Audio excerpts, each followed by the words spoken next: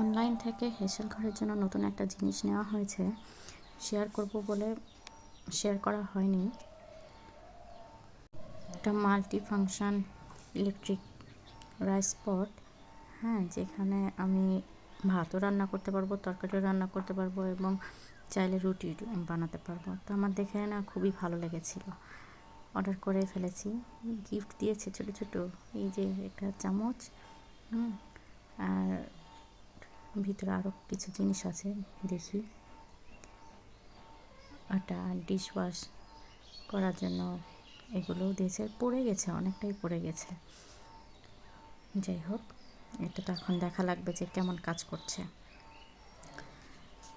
তো এটা আমি চেক করেছিলাম পানি দিয়ে, যে পানি বয়েল হচ্ছে কিভাবে, কতক্ষণ লাগছে, আদৌ কাজ করছে কি না। যেহেতু অনলাইন থেকে নিয়েছি, এই যে আমি এটাতে পানি দিয়েছি এবং পানি দেওয়ার পরে কয়েক সেকেন্ডের মধ্যে এটা তাপ শুরু হয়ে গেছিল